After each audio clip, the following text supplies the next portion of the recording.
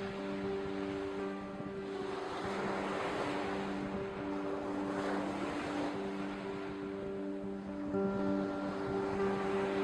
اللہ الرحمن الرحیم۔ لوگ مجھ سے اکثر یہ پوچھتے ہیں کہ ادیب جو ہے وہ معاشرے کے حالات سے کس طرح آگاہ ہوتا ہے اور کیسے لکھتا ہے۔ یہ افسانہ جو میں آپ کو سنا رہی ہوں ایک چھوٹا سا مختصر سا افسانہ ہے، لیکن یہ حالات حاضرہ کے کئی واقعات کو بیان کرتا ہے بڑی دردمندی کے ساتھ۔ تو آپ کو اندازہ ہو جائے گا ادیب نے جب اپنا درد عوام تک پہنچانا ہوتا ہے یا لوگوں تک تو وہ کس طرح سے پہنچاتا ہے۔ اس افسانے کا نام ہے باری۔ آج تیسرا دن تھا۔ سرکاری کارندے باقاعدہ ان کی گلی میں آ رہے تھے۔ اس آنے جانے نے گلی کی صورت ہی بدل کے رکھ دی تھی۔ اس چھوٹے سے قصبے کی تنگ سی گلیوں کے درمیان ایک پتلی سی گلی کے اندر دو تین مرلوں کے چھوٹے چھوٹے مکانات تھے اور ساتھ ساتھ بنے ہوئے تھے۔ گلی اتنی تنگ تھی کہ اس میں سے ایک چارپائی بھی نہیں گزر سکتی تھی۔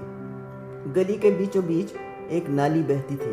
یہ نالی بنانے کا مقصد صرف یہی تھا کہ ہر گھر کی گندگی اس میں جمع ہوتی رہے۔ سارا دن ننگ دھڑنگ پھرنے والے بچے اس نالی کو بوقت ضرورت بھی استعمال کرتے تھے، بلکہ انہیں ایمرجنسی حاجت روائی کے لیے اسی نالی کو استعمال کرنے کی ہدایت کی گئی تھی، کیونکہ ان گھروں کے اندر بھی بیت الخلاء بنانے کا رواج یا نہانے کا رواج نہیں تھا۔ قریب ہی کھیت تھے جو ہر ایک کا پردہ رکھنے کو کافی تھے۔ اس گلی کے اندر تقریباً 20-25 گھرانے تھے جو بچوں سے بھرے ہوئے تھے۔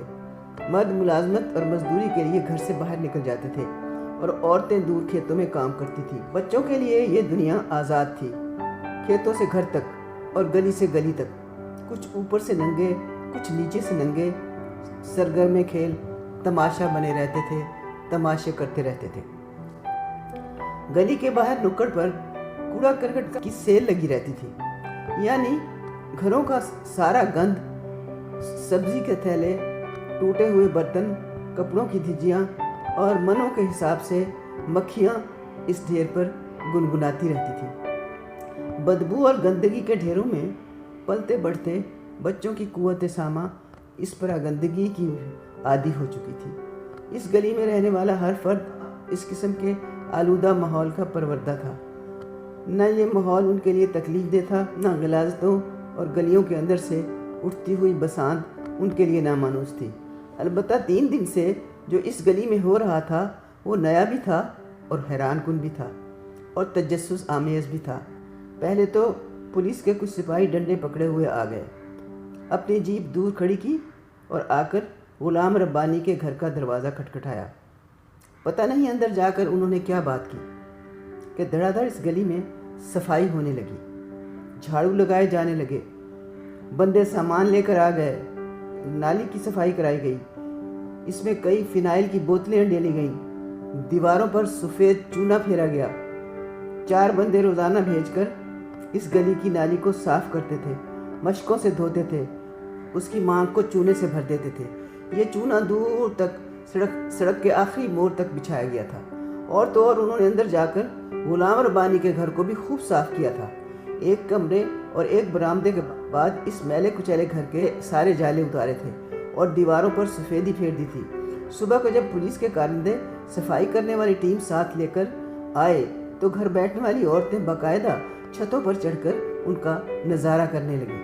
ان گھروں میں کسی کے پاس ٹیلی ویژن بھی تھا، مگر اندھیری گلی میں شہر کے لوگوں کا آ کر صفائی کرنا ٹیلی ویژن کے ہر پروگرام سے زیادہ قابل توجہ اور دلچسپ تھا۔ یہ بات کسی کی سمجھ میں نہیں آ رہی تھی کہ غلام ربانی کے گھر کی گلی کے بھاگ یکایک کیوں جاگ گئے تھے۔ یوں تو پوری گلی کے مکینوں کی ہمدردیاں غلام ربانی ساتھ ہو گئی تھی۔ غلام ربانی کی 2 ہی بیٹیاں تھیں۔ بڑی بیٹی نگہت 10 سال کی تھی اور دوسری بیٹی طلعت 6 سال کی تھی۔ پچھلے ہفتے کسی جاگیردار کے لونڈے نے کھیتوں میں سے گزرتے ہوئے نگہت کو اپنی ہوس کا نشانہ بنا لیا تھا اور بے ہوشی کی حالت میں چھوڑ کر بھاگ گیا تھا۔ اس کا گاؤں کے نمبردار سے کوئی ناتا بھی تھا۔ تھانے میں سنوائی نہ ہونے پر یہ لوگ سوشل میڈیا پہ پہنچ گئے تھے اور گاؤں والوں نے بھی دھرنا دیا تھا۔ اسی دن سے ان کی گلی میں سرکاری کارندوں کا آنا جانا شروع ہو گیا تھا۔ جب گلی اور محلہ اچھی طرح صاف ہو چکا तो एक दिन सुबह सुबह एक जीप में कुछ लोग आए। वो मेज़ कुर्सियाँ और खाने की चीज़ें लाए। गुलाम रब्बानी के छोटे से आंगन में उन्होंने मेज़ और कुर्सियाँ लगा दी। मेज़ के ऊपर अशियाए खुर्दनी व मशरूबात भी लगा दिए। गुलाम रब्बानी और उसकी बीवी नहा धोकर साफ़ सुथरे कपड़े पहने। निघत को ख़ास तौर पर साफ़ कपड़े पहनाकर एक बिस्तर पर लिटा दिया गया। कपड़े तो तलत के भी बदले गए, मगर उसे अपने बिस्तर पर चुपचाप आंखें बंद करके लेटने की हिदायत की गई, गोया कि उसने सोने की एक्टिंग करना थी। बाहर से यूँ लग रहा था जैसे गुलाम रब्बानी के घर में कोई शादी रचाई जा रही हो। लोग आ रहे हैं, लोग जा रहे हैं, सड़क बंद की जा रही है, ट्रैफिक रोका जा रहा है। आबे लौंडे, जाबे लौंडे, भाग बे लौंडे, एक शोर था मुनज़्ज़म सा। सारा दिन के इंतज़ार के बाद दोपहर के वक्त मोटरों की एक कतार सामने वाली सड़क पर नमूदार हुई तो सारा गांव चौंक उठा। ये तो बादशाह सलामत की सवारी थी जो उनके पसमानदा और दरमानदा गांव में कदमरंजा फरमा रहे थे। क्यों अंदाज़ा लगाते और फिर देर न लगी। वो गुलाम रब्बानी की अश्कशोई और उसकी मजलूम बेटी को इंसाफ दिलाने के लिए आ रहे थे। 10 मोटरों का काफिला। किसी ने काहे को इस गांव में देखा था। सबसे आगे हूटर था, आगे पीछे पुलिस की गाड़ियां थी। बड़े तमतराक से बादशाह सलामत उतरे। छतों पर बैठी औरतों सरों पर आंचल डाल लिए और सड़क के किनारे खड़े मर्द तालियां बजाने लगे। बादशाह सलामत के साथ उनके वजीरों मुशीरों का एक जत्था भी उतरा। पुलिस की राहबरी में बादशाह सलामत इस गंदी गली को पार करके गुलाम रब्बानी के कच्चे घर में दाखिल हो गए, जिसकी छत और 4 दीवारी को पहले ही सफ़ेद कपड़ों में मलबूस सिक्योरिटी वाले इहाता कर चुके थे। बादशाह सलामत को देखकर गुलाम रब्बानी और माई खड़े हो गए। गुलाम रब्बानी ने दोनों हाथ माथे पर रख लिए और माई फैज़ा उनके कदम छूकर फूट फूट कर रोने लगी। निघत उठकर बैठ गई। बादशाह सलामत ने बाजू से पकड़कर बच्ची को करीब बुलाया, सीने से लगाया, सर पर हाथ फेरा। कैमरे ऑन हो गए। क्लिक क्लिक ने माहौल में मौसीकी घोल दी। बादशाह सलामत जब तक उसे पुचकारते रहे, कैमरे वाले उनकी तस्वीरें बनाते रहे। फिर बादशाह सलामत ने अपने हरकारे से 5 लाख का एक चेक लिया। गुलाम रब्बानी की तरफ बढ़ाते हुए कहा, इन पैसों से इस बच्ची का इलाज करवाएं, इसे तालीम दिलवाएं, हम आपको पूरा इंसाफ दिलवाएंगे, मुजरिमों को कैफरे किरदार तक पहुँचाएंगे, हाँ वो कितने भी असर और रसूख वाले क्यों ना हो। हमारे कानून से नहीं बच सकते, हम उनका दूर तक पीछा करेंगे, वगैरह वगैरह, और उनको इबरतनाक सज़ा देंगे। बच्चियों के लिए इस मुल्क को महफूज मुल्क बनाएंगे। हमने सोच लिया है, हम ऐसे वाक़यात और वारदात फिर कभी नहीं होने देंगे। शिद्दत जज्बात से गुलाम रब्बानी कांपता जाता था और माई फैज़ा कदमों में झुकती जाती थी और चीखें मार मार कर रोती जाती थी। बाहर मेज़ पर खाने की अशिया चुनी हुई थी। मौका गनीमत जानकर सारे पुलिस वाले इन चीज़ों पर टूट पड़े। इससे बेहतर मौका उन्हें मिलना ही नहीं था, क्योंकि अंदर बड़ा जज्बाती सीन चल रहा था। दिलासे की शीरीनी से भरी हुई बातें करके बादशाह सलामत जकाजक खड़े हो गए। मंजरनामा फिर बदल गया।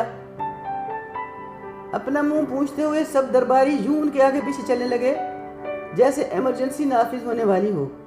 बाहर का मैदान एकदम साफ हो गया, जैसे कि जिन फिर गया हो।